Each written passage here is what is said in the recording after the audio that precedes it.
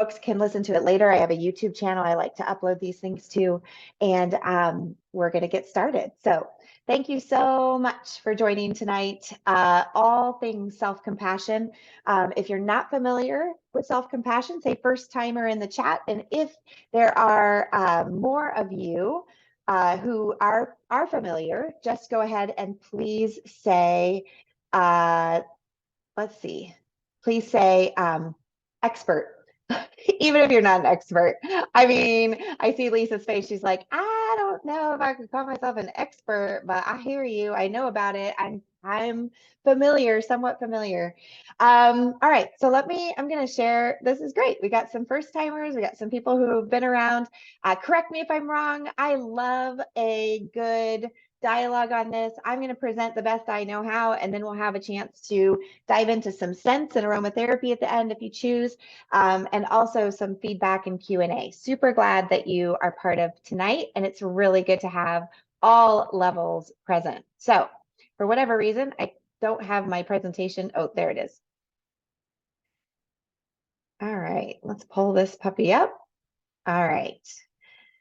So if we have more, as we have more people join, I will kind of keep the chat, yep, a little bit limited. I always hide my face while I'm teaching, so you guys can change the best view you have there. All right.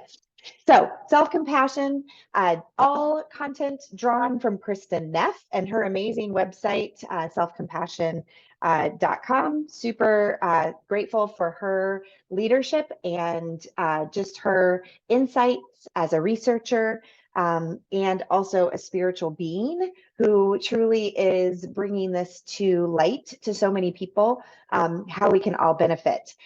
Just so you get to know me a little bit, I was a teacher in my traditional schooling and upbringing, taught in the high school classroom, and then K through 8 for the remaining part of my 10-year career.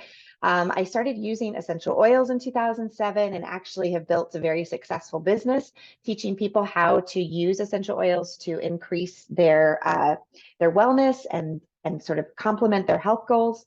I also decided to become a spiritual director in 2016. So I've been actively pursuing that by sitting at the feet of some really incredible people, and especially women.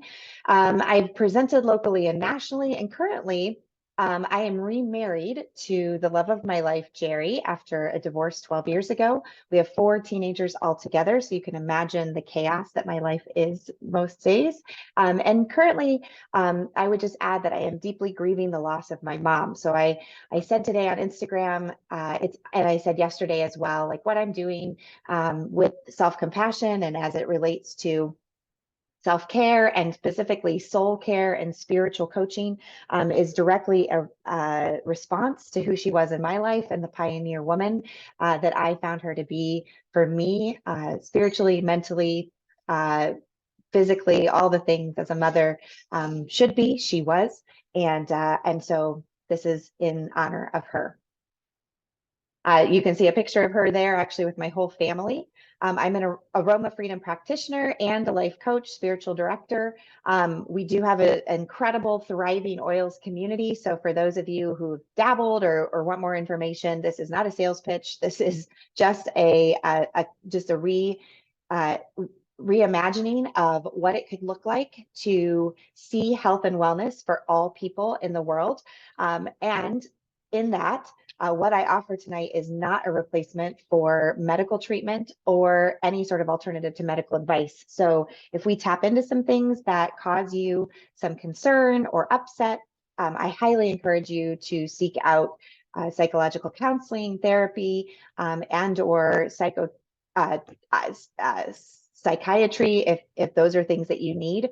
But I just want to offer my best gifts to this tonight to help you on your journey. Like I am a seeker, I am a learner, just like many of you, and I'm super grateful to have other women on the path with me. I was in a group meeting actually this morning with several health practitioners, and we were recounting just how how women in particular, as maybe natural or encouraged caregivers, tend to put ourselves last on the list. So I always, when we talk about how we kind of push down our own needs and desires, I always think about the admonition on airplanes to put your oxygen mask on first and then secure the oxygen mask of someone that you're traveling with. So that is such a good reminder for me when we jump into this topic on self-compassion. The picture in the middle, actually, the physical therapist who was joining us this morning, she talked about how sciatica is one of the hardest things that she treats for women or helps women deal with, because they tend to ignore nagging pain in their lower back until it's too late. And it's then all of a sudden they have numbing down their leg and they don't know where it came from. And so paying attention to our body talking to us is really, really important, and finding help when we do feel fatigued or exhausted or unable to kind of move through life at a reasonable pace. I don't want to say normal. What is normal these days anyway? But at a reasonable pace, really does require the assistance of some extra help. I think about, for example, self-compassion as being defined as kind and understanding to oneself of time of suffering, failure, and when we feel inadequate. I'm going to invite you just into a time of reflection as we get started. And if you want to put some of your answers into the chat, I'd be happy to read through those later. But think about this process of entering into your own self-compassion, your own soul care, your own self-care. And think about a time when a friend or family member was going through a hard time or felt badly about themselves. What did you do in that situation? How did you act? What did you say? And what tone of voice did you use? Think about a time when a friend or family member was going through a hard time or felt badly about themselves. What did you do in that situation? I would love to hear your responses. This is a chat-friendly Zoom.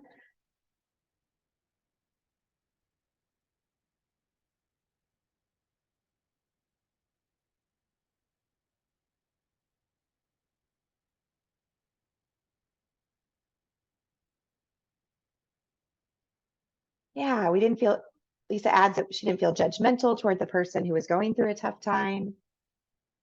What did you say to that person? How did you act toward them?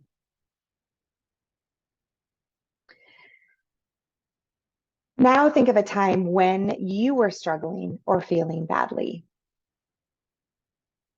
What did you do in that situation? What did you say to yourself about the situation? Were you self-critical or kind?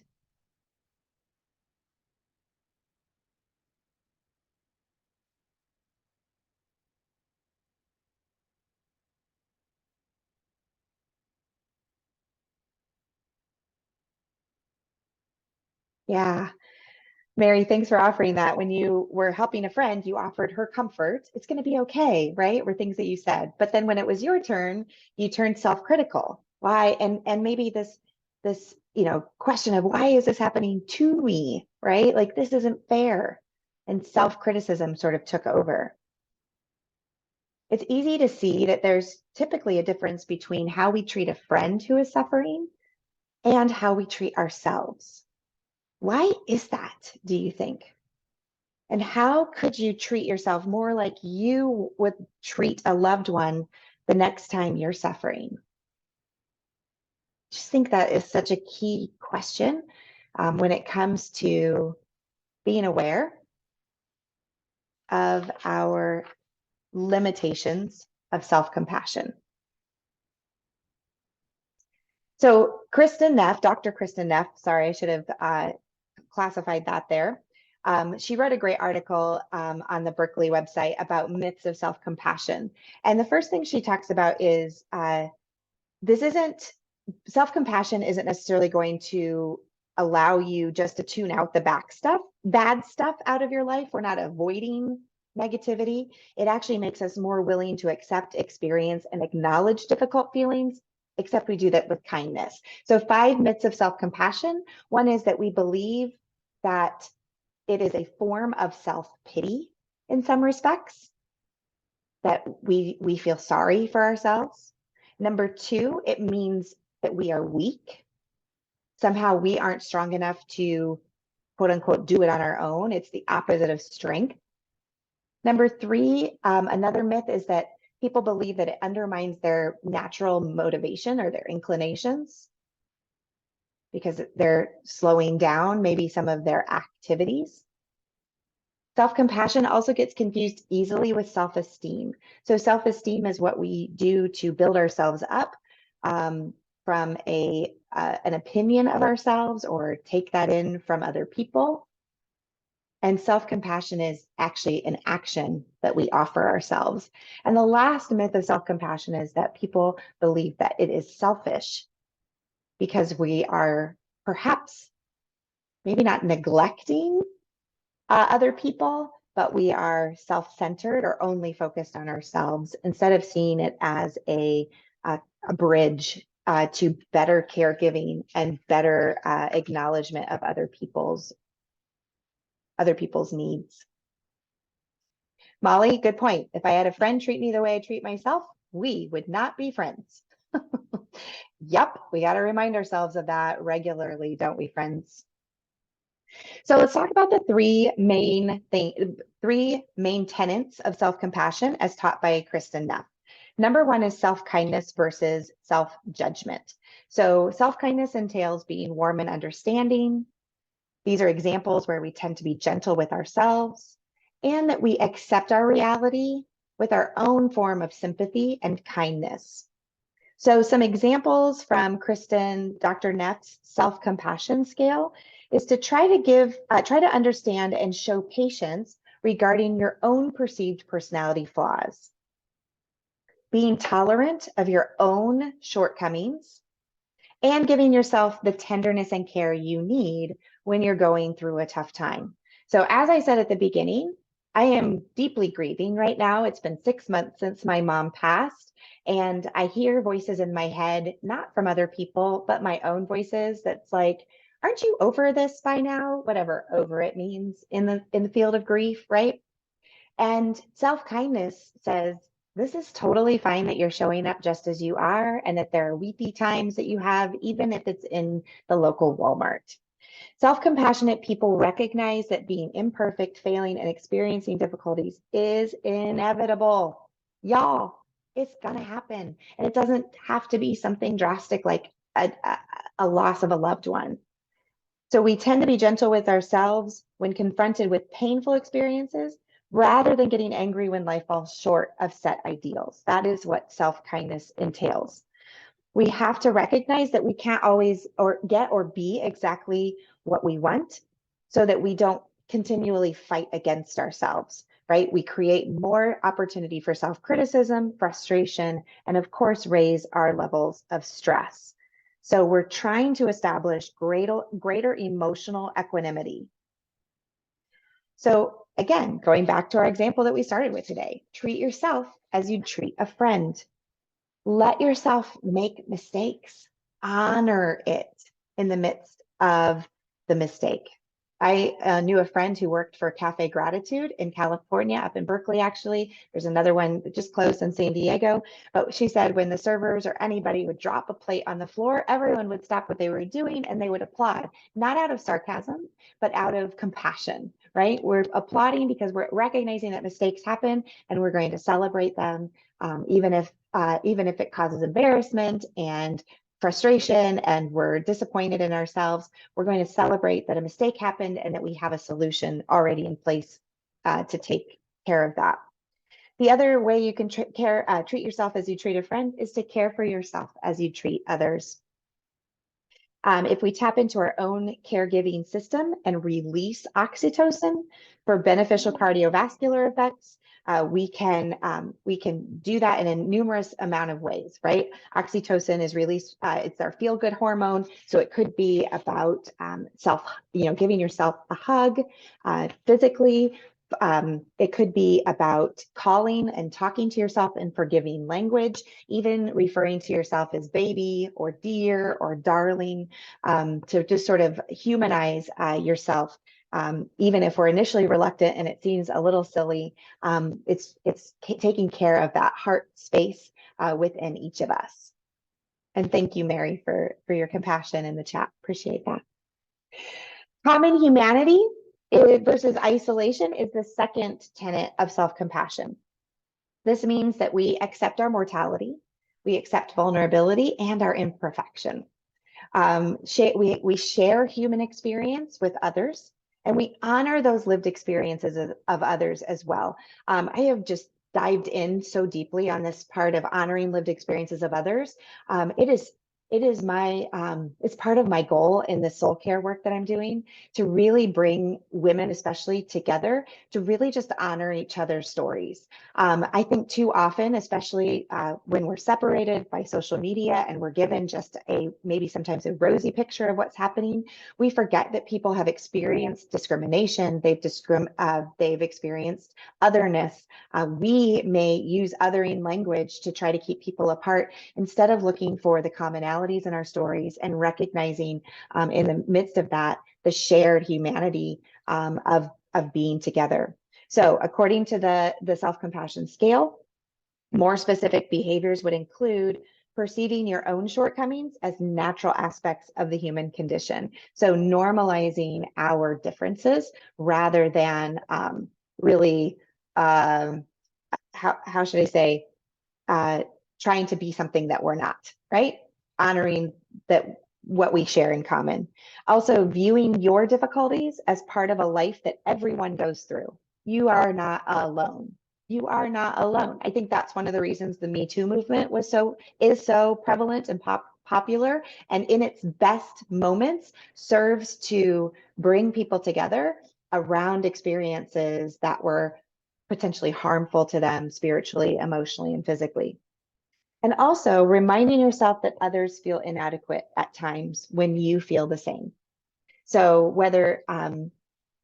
so what can we do in those situations when we are outside our common humanity? This is an opportunity to gain perspective or regain perspective. So let go of the need for outside validation. And something that I choose in the morning, like part of my spiritual ritual in the morning, I embrace social media for all its imperfections. I embrace the part where people are vulnerable and they show up with their fears and their concerns and their needs. And I really intend in a week's time to kind of check in on my friends and people that I'm connected to and look for things that we have in common and ways that I can respond to them. I think there's a shared release of blessing that happens when we look for ways that we can give back to others. I also keep note cards on hand, and I still snail mail people from time to time. And that's another way that I honor self-compassion, because as I'm writing them those letters, I'm also sort of feeding my own soul in that. It may seem like the opposite when we, taking care of ourselves, right? We're talking about self-compassion and self-kindness, but in fact, this is more about placing your feelings in a context. When we talk with others, we realize that we're not alone in feeling pain at different times. And it's an important part of reaffirming our sense of connectedness, reframing our problems, and building social support networks that are invaluable to well-being. I am so grateful to people who have come alongside me in this journey, people who are revealing to me things that are super key and important in the area of self-compassion. For me, finding someone who has studied this. I love that one of our guests tonight is has experience in self-compassion and maybe practices it on a regular basis. Maybe you're somebody who puts together materials for other people. I am so grateful to continue to get this message out into the world. And so thank you for being here tonight with this. I would also offer that the next tenet of self-compassion is mindfulness versus over-identification. So over-identifying, and this is something that I've really been helped with recently. I'm just going to point out to you an app that I've been using, and I did not put a photo of it on my presentation, so I will just hold it up really quickly for you and say hi. This is called the How We Feel app. And so you can see that when I open it, it says, how are you feeling this evening? And I can do a quick check-in. And I select from 4 main categories: high energy unpleasant, high energy pleasant, low energy pleasant, and low energy unpleasant. These 4 categories then allow me to sort of dive into a whole slew of feelings that I may be having in the moment to help me get more clear about what it is that I'm feeling. And part of this is, I could say I just feel sad all the time, right? Grief equals sad in our society, and that's pretty basic. But I love being able to look at words and find words on here like down, meh, disappointed, forlorn. There's another word on here that I've used quite a bit, like fatigued, numb, hopeless, depressed, right? And by choosing the word from the bubbles, then you can, let's say, for example, tonight I am feeling thoughtful. So I'm thinking about the needs of others, and it gives a little description in the bottom there. And then I just click on the arrow, and it shows me like like a little diet, like a little diary, like a little journal that I can check in. Where am I at? Who am I with? What am I doing in the moment? Any notes that I want to add? I don't have to do any of this at all. I can just click save. And then the app actually takes you to, and this is all free. I don't earn anything by telling you about it. It actually, once you click on what you're feeling, it keeps track of all of them so that you can get a weekly report and kind of check in with yourself and your feelings. But I wanted to show that to you because there's also recommendations under learning that you can go into, and there are quick 1 to 2 minute tips that you can download or that will pull up, as well as little videos to just help move you from that space. So how does that relate back to self-compassion? Let's talk about that.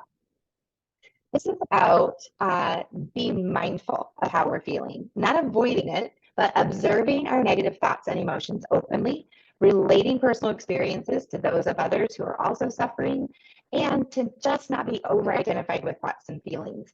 I had this teacher, I'm going to share with you at the end a little bit about the work that I do with aromas and specifically aroma freedom. But he talked about how feelings are like waves, and emotions crash into the shore and then they recede. They crash and then they recede. So if we can think about, like my tears today, literally in Walmart, came quickly, and they were, kind of like really sort of, they had been bubbling up for a couple of hours. And so finally they were starting to fall. And I just remember feeling like, okay, this isn't going to last forever. It's not going to be every day that I start crying in a Walmart. But that idea that the tears I didn't melt into a puddle on the floor that time. But I was able to just sort of breathe into the sadness. My spouse was with me. I hugged him. We took a deep breath together. I started to walk. I turned around, I hugged him again, right? Looking for places to sort of self-soothe a little bit. I took a couple of deep breaths. I pulled, for me, oils are always in my purse. I pulled an oil out of my purse. I held it over my heart space until I had calmed myself enough to walk to my car and drive home. But that is part of being mindful in the moment. And so starting to become more self-aware.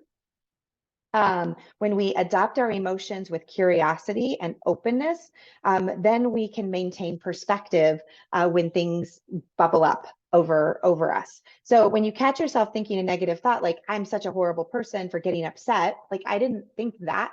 In fact, I took a picture of it for Instagram because this is me doing real life, doing grief in real life. And I released myself from the feeling and just embraced it. It's okay that I'm crying in a Walmart. That's why I'm telling you about it tonight.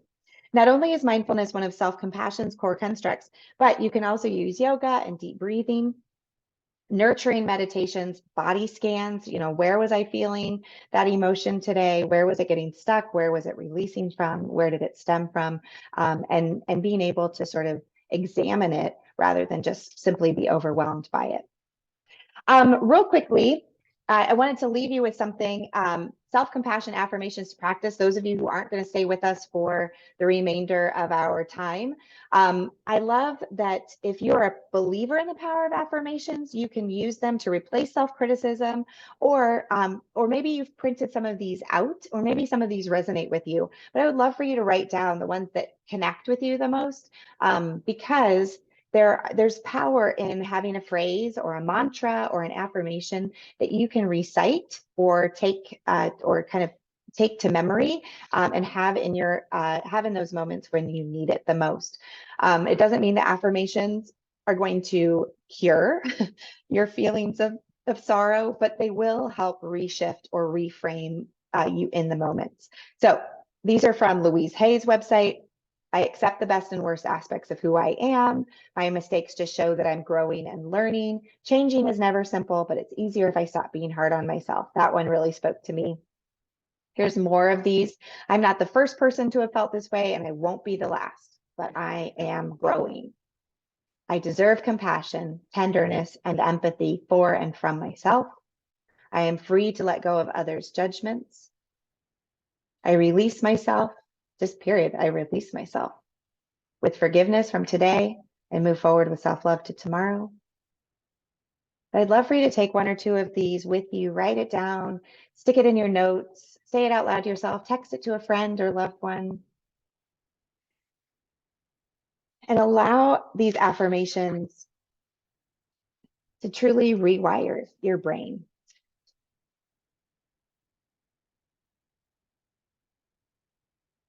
We've told ourselves negative thoughts time and time again, and especially the research says now that our most negative thoughts take up 80 to 85% of our brain space every day.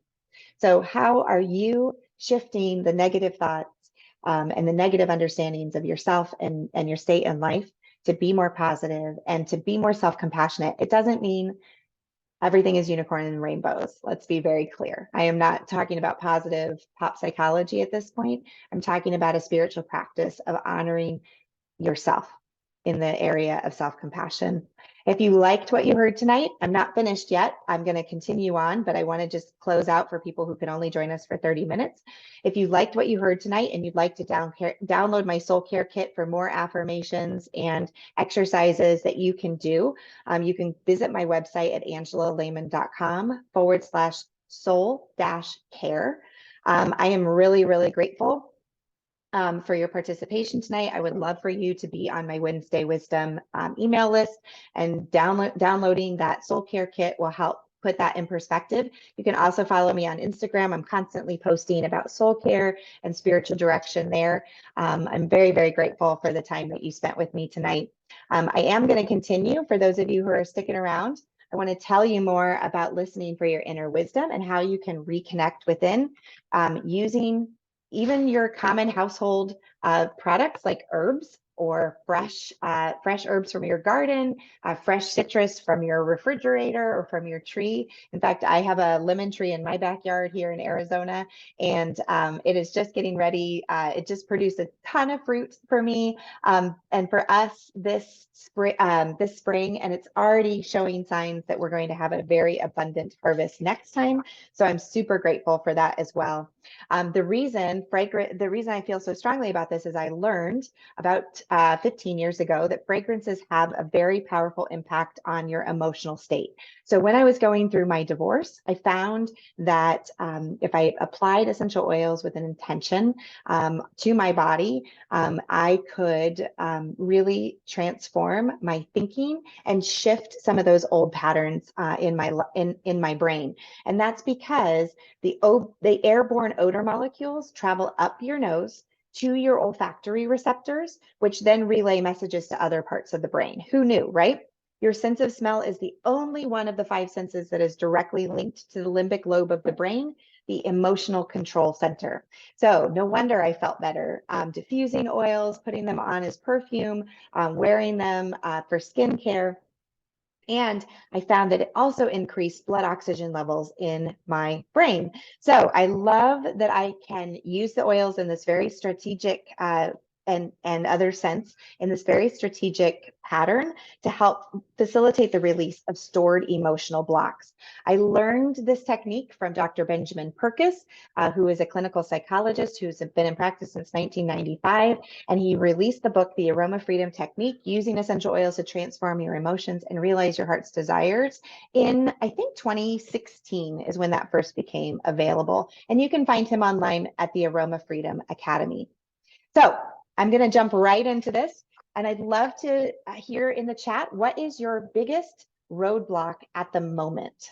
What is it that really keeps you blocked in your pursuit of self-compassion, maybe in your pursuit of daily habits that are positive and encouraging? What is a roadblock that you experience to your inner peace?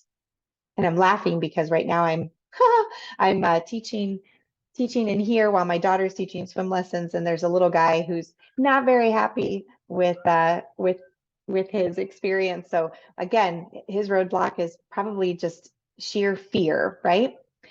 Okay, thanks. Stress is a roadblock. Thanks for throwing that out there. Alina, wanting others to think the same way I do. Gosh, yes, so much yes. Well, this, if again, we're going to take that situation, whatever it is, and we're going to exactly what you named just there, the specific stress that you're having, Kimberly, if you want to throw that, just think about what that is. I know you have an upcoming trip, or maybe you're on your trip at the moment, but think of the situation and then name a feeling that describes how you feel about the situation. And I included the feelings wheel on here as an intentional opportunity for you to maybe select a feeling word that you haven't used before. Get really specific about how you feel about the situation. Probably more than just sad or guilty or hurt or critical, right? Just get really deep into that.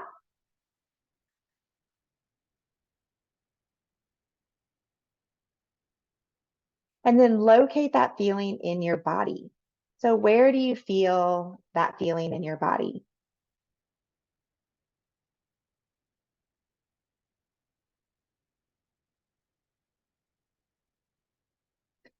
Identify the negative thought that goes with it. Like, I can't be friends with this person if they don't feel the same way as me. I'm never going to get packed in time, right? A negative thought. And then you're going to take whatever scent you have. Like I said, I have fresh mint growing outside, so you could grab a handful of that. I'm going to use equal parts lavender, frankincense, and stress away from Young Living essential oils. I'm just going to put a little bit in my palm. I'm going to rub it together and smell the essential oils. As I think about the situation,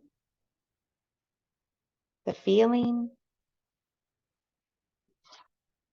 where I feel that in my body, and that negative thought.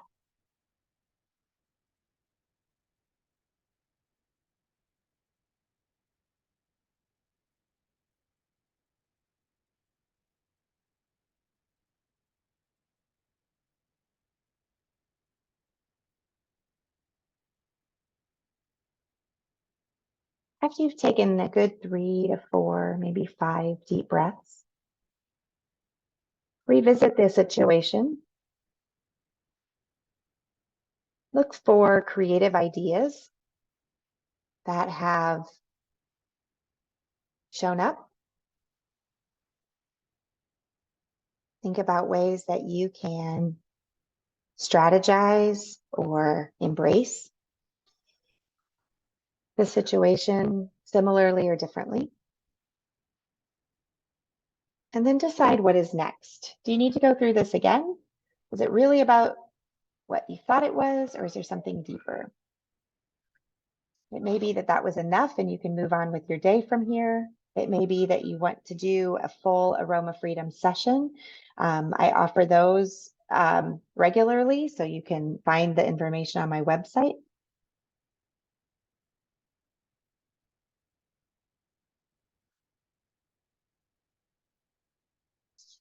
But typically we move into action, some sort of action we can take, either a self-compassionate type action or we can take an action that is related to the actual goal that we've set, or the thing that's stopping us. Maybe it's a goal we have of packing so many boxes or doing so much.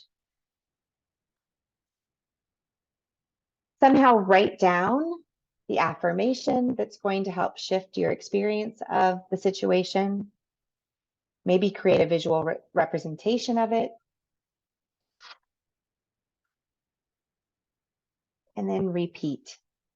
You can find a power pose that expresses the energy of that affirmation. So putting your arms above your head, hands on your hips.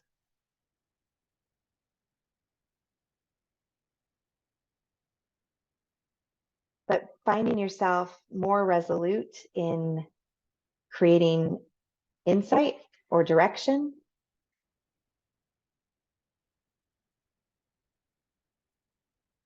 And then reach out for accountability. Who do you need to talk to about your new process or about what you're working on? Who can share the load? Going back to our conversation tonight about self-compassion, I think this is a really key part about our common humanity. Not just finding somebody to sit with us and wallow in it, but somebody who's going to help us move past the obvious into something more productive. And then, of course, allow for grace, right? All three of the self-compassion tenets showed up in this last part, where truly offering yourself kindness in the midst of your suffering is really, really key. Like I said earlier, you can download the Soul Care Kit at my website, angelalehman.com/soul-care, for a little more deeper sense of practices that you can use in your pursuit of self-compassion. You can also grab essential oils if you're interested in that. No pressure. I'm happy to answer questions that you have. There's also an oil kit that comes with the Feelings collection. Super great right now. New customers get 10% off. And you get some really, really key already made for you blends that may complement your idea of self-compassion. There is a group coming soon. Wait for it, wait for it. I also offer group sessions as well as solo sessions. So be in touch with me about that. I truly believe that our products and our process are elevating our journey, elevating our purpose, elevating people, and elevating what's possible. And I'm super grateful that you joined me tonight. So thank you for being part of this call. And I wish you every blessing in wherever you are stuck, that you continue to breathe through that and embrace all the parts of self-compassion to bless your life and the lives of others. Have a great night.